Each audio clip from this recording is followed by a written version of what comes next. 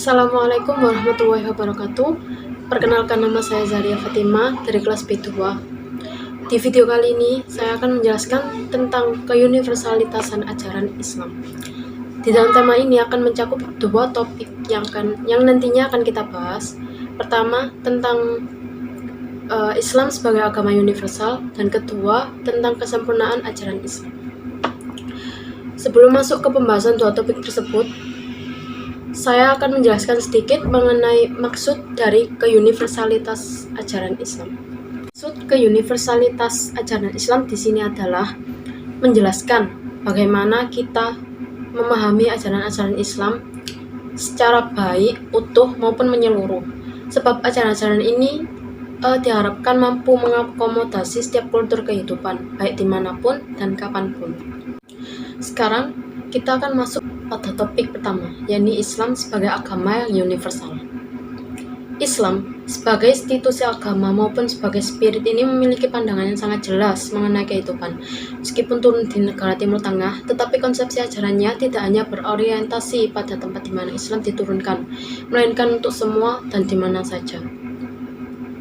Namun hal ini harus ditegaskan bahwa ajaran Islam bukan hanya mendatangkan rahmat bagi manusia saja, tetapi lebih dari itu, Islam datang untuk rahmat bagi alam semesta, sebagaimana hal ini tercantum dalam firman Allah SWT dalam Quran Surah Al-Anbiya ayat 107. Bismillahirrahmanirrahim. Wa ma arsalnaka illa rahmatan lil alamin. Dan kami tidak mengutus engkau, wahai Muhammad, melainkan untuk menjadi rahmat bagi seluruh alam. Dari ayat ini, kita sudah dapat mengetahui tafsir atau penjelasan mengenai ayat tersebut, bahwasannya Allah mengutus Nabi Muhammad SAW, yakni rahmat bagi seluruh alam, baik orang itu mukmin maupun orang-orang kafir. Sebagai orang mukmin, maka Allah akan memberi petunjuk kepadanya, memasukkan iman kepadanya, dan mengamalkan dengan apa yang datang dari sisi Allah. Sedangkan sebagai orang kafir, maka sesungguhnya dicegah bagi mereka bala penderitaan yang segera diturunkan sebagaimana kepada umat-umat terdahulu yang mendustakan Rasul mereka. Menurut Abu Dinnata, untuk menunjukkan bahwa Islam sebagai pembawa rahmat dapat dilihat dari pengertian Islam itu sendiri, di mana makna Islam adalah perdamaian, dan orang Muslim merupakan orang-orang yang damai, baik damai dengan Allah maupun dengan sesamanya manusia. Maksudnya, damai dengan Allah itu kita berserah diri sepenuhnya kepada kehendak-Nya, sedangkan damai dengan manusia itu bukan saja berarti menyingkir, berbuat jahat dan semena-mena kepada sesamanya, namun melainkan juga berbuat baik kepada sesamanya, dan dua pengertian ini telah dinyatakan dalam Al-Quranul Karim sebagai inti agama Islam yang sebenarnya. Topik selanjutnya atau yang terakhir yakni tentang kesempurnaan ajaran Islam. Dalam topik ini, Islam sebagai agama yang syamil dan kamil. Maksudnya syamil menyeluruh dan kamil sempurna. Jadi, Islam di sini adalah agama yang menyeluruh dan sempurna, yang mencakup segala aspek kehidupan.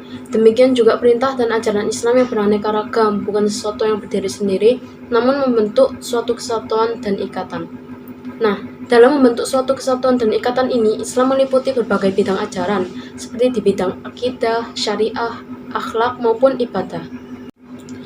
Ajaran Islam di bidang akidah, yakni tentang apa saja yang harus dipercayai, diyakini, dan diimani oleh setiap orang Islam. Karena agama Islam bersumber pada kepercayaan dan keimanan kepada Tuhan, oleh karena itu akidah sebagai sistem kepercayaan yang mengikat manusia kepada Islam. Yang kedua, ajaran Islam di bidang syariah.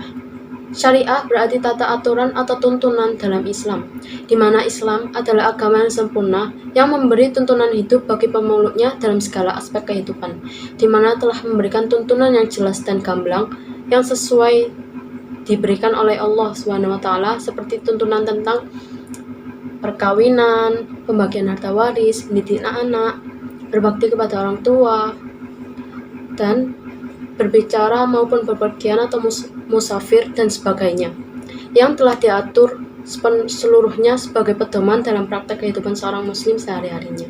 Yang ketiga, ajaran Islam di bidang akhlak. Akhlak ini juga disebut sebagai ajaran yang berkaitan seperti etika ataupun budi pekerti, baik perbuatan baik ataupun buruk.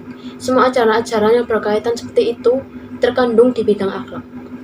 Dan yang terakhir, ajaran Islam di bidang ibadah.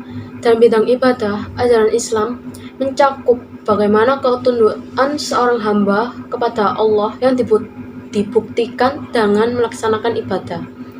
Dan ibadah seorang hamba yang dilakukannya kepada Allah, di samping dalam pengabdiannya, juga merupakan wujud terima kasih atau syukur kepada Allah atas nikmatnya yang sangat besar yang dirasakan oleh hamba tersebut.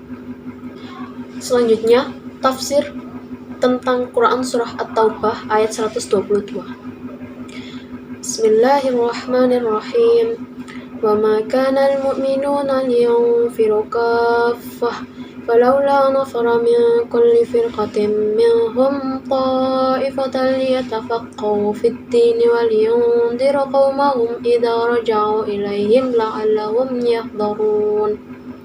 Yang artinya, tidak sepatutnya bagi mukmin itu pergi semuanya ke medan perang.